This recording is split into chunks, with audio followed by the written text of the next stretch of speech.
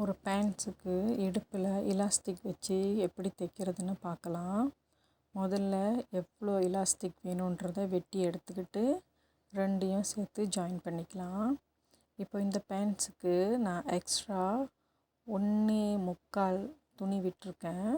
So இப்போ நான் காட்டுற மாதிரி எலாஸ்டிக்கை நடுவில் வச்சுட்டு 1 இன்ச் ஃபோல்ட் பண்ணி அந்த எக்ஸ்ட்ரா இருக்க 3/4 இன்ச்சை ஃபோல்ட் பண்ணி உள்ளுக்கு வைக்கணும். வச்சுட்டு அப்படியே ஒரு தையல் போட்டுட்டு வந்துடணும். எலாஸ்டிக்கில் தையல் படாத மாதிரி, அதாவது ஊசி படாத மாதிரி பார்த்துக்கணும். இதுக்கு மிஷினோட கால் மிதியை மாற்றுறதுனாலும் மாற்றலாம்.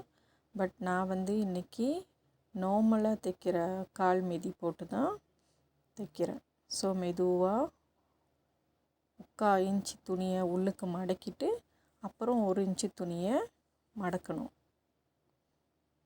மடக்கி மெதுவாக இப்படியே தைச்சிட்டு வந்துடலாம். இது ரொம்ப ஃபாஸ்ட்டாக ரெடி பண்ணிடலாம்.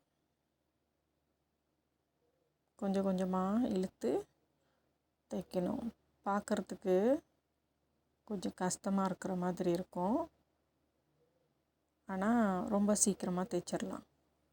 அப்படி அந்த 3/4 இன்ச்சு உங்களால் மடக்க முடியலன்னா அந்த 3/4 இன்ச்சை மடக்கி ஒரு தையல் போட்டுட்டு அதுக்கப்புறம் இடுப்பில் எங்கே லெங்க்த்து வேணுமோ, இடுப்போட லெங்க்த் எங்கே இருக்கோ அங்கே வச்சு அந்த 1 இன்ச்சு எக்ஸ்ட்ரா உள்ளதை மடக்கி நீட்டாக தைச்சிட்டு வந்துடலாம்.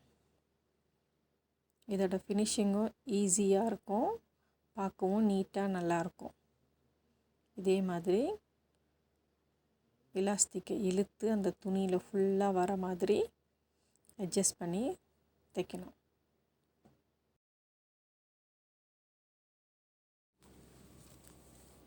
இதே மாதிரி கடைசி வரைக்கும் தைச்சி முடிச்சிடணும். தைச்சிட்டு ஒரு தையல் வேணும்னா எக்ஸ்ட்ரா இன்னொரு தையல் மேலே போட்டுக்கலாம். அப்புறம் போட்டு எடுத்துட்டு இப்போ நான் செய்கிற மாதிரியே பார்த்து மெதுவாக தைக்கணும். அதே மாதிரி தைச்சிட்டு கட் பண்ணி எடுத்துட்டு நூலை இப்போ நான் செய்கிற மாதிரியே இந்த கத்தாவை இப்படி சுற்றி எல்லா பக்கமும் இழுத்து விடணும். பார்த்திங்கன்னா அழகாக வந்துடும்.